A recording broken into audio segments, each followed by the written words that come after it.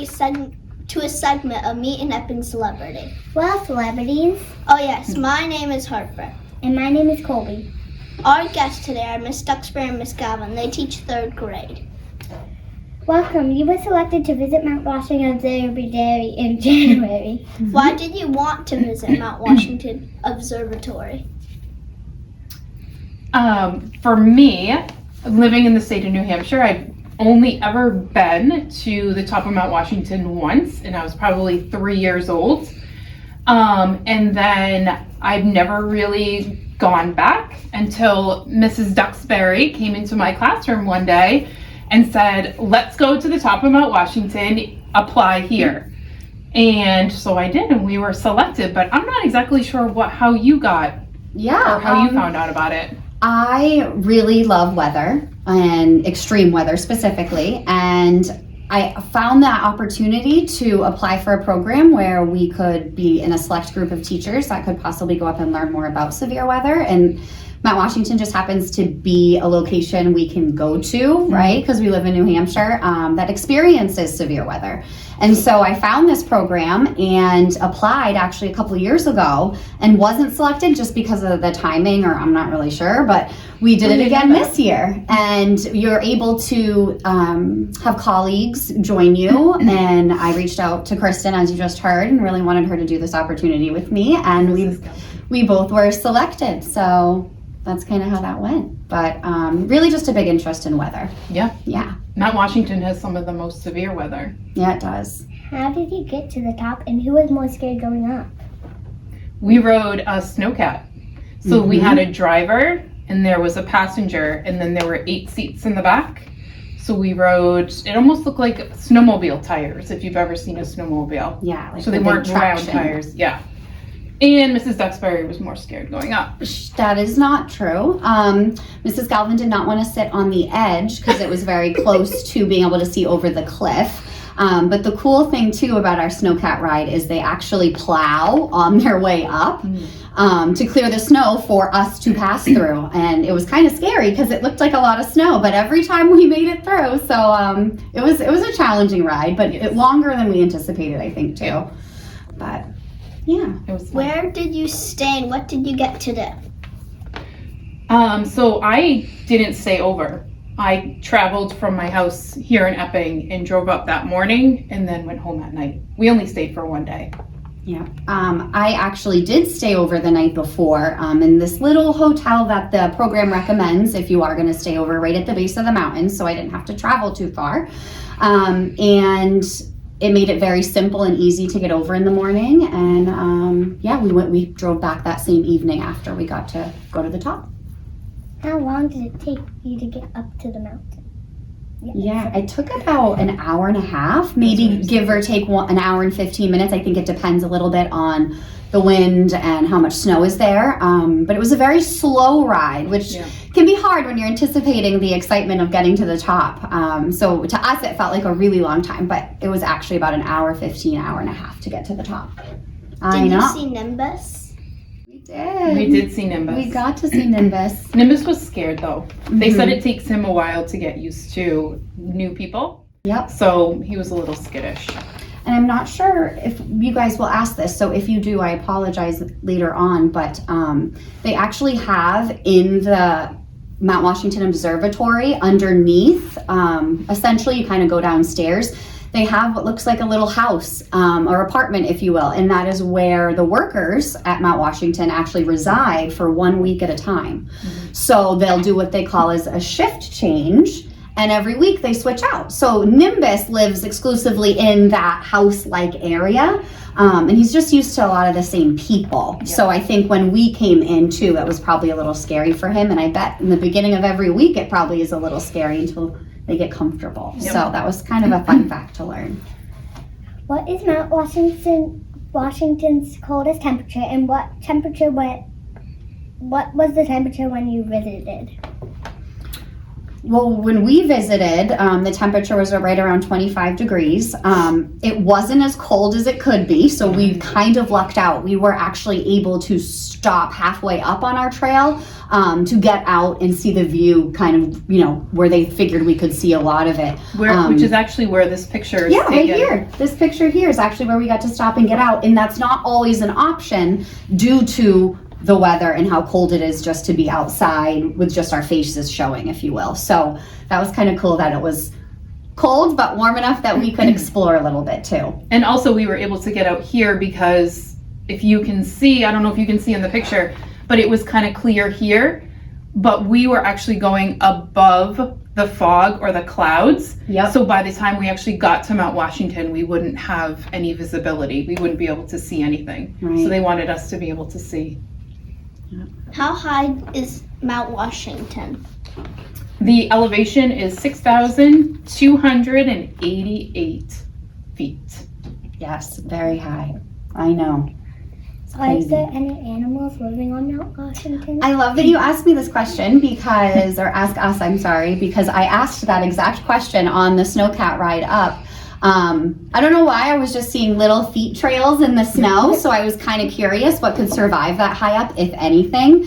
And they just said natural, like regular animals that might just like deer or foxes or something that might kind of travel through. They don't necessarily make a home in that space, but they do travel through at certain elevations. So some animals, but not a lot. Yep, too cold. Do the workers live there for several days while they work, or do they go to work and go home on the same day? They are there. They go up to the Mount Washington, up to the top on Wednesdays, which is when we went. We traveled with a new set of workers, and then they come home on Wednesdays. So they are up there for 1 week, Wednesday to Wednesday. Mm-hmm. And some of them even work overnight and they sleep during the Yep. day. They kind of take shifts with different things. So some of them are really tired, understandably, right? What do they call the wakers? Do they have a title? They do have their title of being meteorologists, and they all pretty much do the same job, if you will. So other than using meteorologist, I don't know that they had a specific term or like a name tag or anything they really wore, because they all do the same thing. So some of, you know, they take turns necessarily going outside and de-icing the equipment or sitting in the actual little lab, if you will, and recording data. Yep. So I would go with meteorologist if I was going to give a title. Is there more Yes. snow or ice on Mount Washington? When we were That's a good there, there was question. more ice.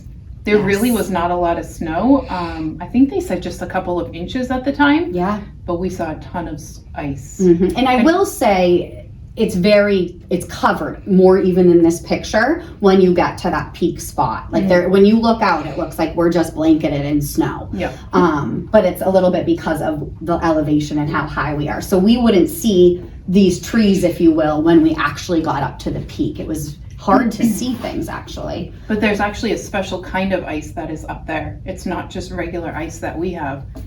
Yeah. And I can't remember the name of it. I can. I knew you would. It's called rime ice. Yes, that's And I guess it's a type of ice that only forms in wind, if you will. Yeah. So because of the strength of the wind, the ice gets frozen almost like it looks like it's in motion. Yep. So as you're driving up, you can see the direction of the wind because all of the ice is frozen in that direction. And it's just funky to kind of look at, but neat. And you can go up and touch it, and it really just dissolves. But I guess it's pretty local to that area, and because of the typical weather, you only get rime ice in those type of elevations. Yep.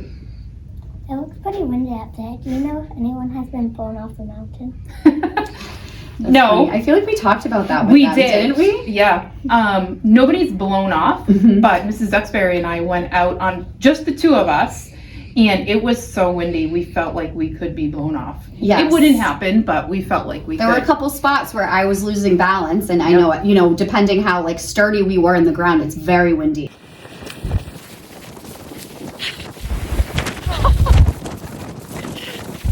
We're coming back up a little bit. We got to go explore. It's really cold. And as you can see, very windy. We're actually going against the wind at the moment, sorry. So it's not that easy, but whew. We're out of breath. Yeah, the elevation definitely plays a role, huh? And we did have the opportunity to go to the top, very top. What was it? Not the rain gauge, the wind. There was a device for the wind that would register and send information back to the observatory, and they have to make sure it stays cleared off. So every hour or more, depending on the current weather, somebody has to go out and literally de-ice it, and they have to climb to the very top of, I can't think of the name of that round. There were bars, if you will, and you climb in through the bars, so you're safe with the wind. You can hold on if you need to, and you can feel the full force of that wind. And we both got to take turns up there, and it was just surreal. Yeah. You don't think of wind being that strong and intense, and to think it was even stronger, than what we experienced. I just can't fathom that. But you could feel the full intensity of it, and it was a really cool experience. Tell us some more experience you had on Mount Washington. Okay, well, we did get to observe, they call it a shift change meeting. So what that means is the team that is leaving for the week is going to report to the incoming team of basically the happenings, the weather of the week, any equipment changes or things they might need to know to start their shift off correctly. And that takes about an hour. And it does differ. There's a lot of people that are actually at the shift changes, whether it's volunteers that come up just to help out with the teams and cooking. You have your meteorologists that are coming in and out. But it was a larger group than I thought we would observe for that shift change. And that was kind of cool to see. It takes that many minds together to really make sure that it's safe and that they're recording all the correct data and reporting it out to people. So it was cool to see how serious everything is taken, We also had the opportunity to have lunch with them. So they actually provided us lunch. They made some delicious chili, and we got to be in their living space that I was talking about where Nimbus is, and just kind of have conversation and talk to them about the different experiences they've had and sunsets they've seen and severe weather that some of the volunteers have seen. So it was nice to get the real world experience from some of them as well. It was so cool to learn about your time on Mount Washington. While you're here, let's learn more about each of you. Where were you born? Oh. Me? Both of us. Oh, okay. I was born in Manchester, New Hampshire. And I was born in Rochester, New Hampshire. What do you like about our school? Oh, that's a great question. Our school? Our school. I think it's the students for me. And I think too for the friendly community. I think between everybody that just walks through the doors, everyone wants to make you feel comfortable and at home. And you just feel that you can really talk to people here no matter who you are. And I think that's really important for our culture. How did you become a teacher? That's actually kind of funny for us. I became a teacher not right away. So I had a different job before I was a teacher, and part of that job was teaching, and made me realize how much I enjoyed it, and I went into education, and I couldn't be happier. Teaching is really fun. And Kristen came along too after I think a year or two of me teaching. Yeah. I'll let you jump in. Sorry. Similar situation. I had another job for many years before I became a teacher. And then COVID hit, and my twin boys were just going into kindergarten, and I didn't want to go back to work. So I became a substitute teacher here and fell in love with teaching, and I went back and got my master's degree and met Mrs. Duxbury, and here we are today. Yeah. Who was your hero? Oh, good one. Who is my hero? Oh, goodness. That one's a tough one. That is a tough one. I'd have to say my mom. That is hard for me. My hero. Is it me? I mean, you're almost there. I have to say, I know it sounds kind of silly and probably doesn't make sense, but my mind goes to my son. So I put a lot into him, and he is such a love. So whenever I think of all those positive things, I think of my son. So I'll have to say Landon. Yeah. What was your first job? I was a waitress. My very first job, I worked at Build-A-Bear. No way! Yeah, I did. It was actually really fun. What were you afraid of? Like in general, or what was I afraid of for this trip? I don't don't know. Maybe. Okay. I would say I wasn't super scared for the trip, to be honest. I thought I might get, the butterflies in your tummy when we were climbing up so high, maybe, but I was too excited to learn. But in life, I am not a big fan of spiders. Those can stay over there. That would probably be a big fear of mine. I'm afraid of snakes. Snakes. I don't like snakes, but I guess I could say both too. Tell us some more things about yourself briefly. About myself, I have 3 boys.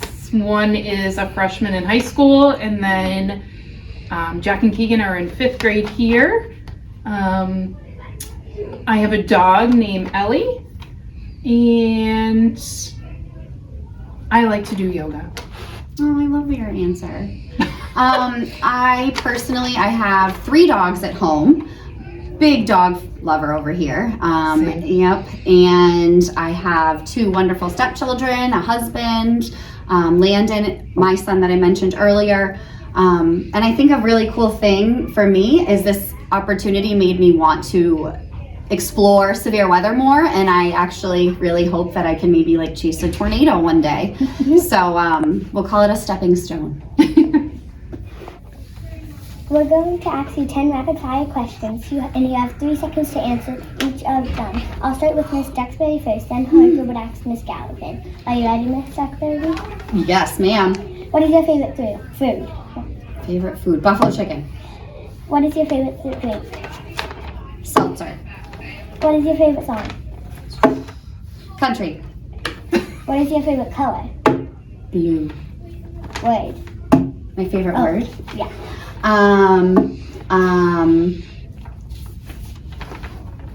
Love. I don't know. Animal. Favorite animal? Dogs. Month? December. Weather. Severe weather, so tornadoes and thunderstorms I find very fun. Dessert or snack? Snack. Subject and story. History. Now it's your turn, Miss Galvin. Are you ready? I'm ready. What's your favorite food? Salad. Favorite drink? Coffee. Favorite song? Country. It's not a song, but I love country.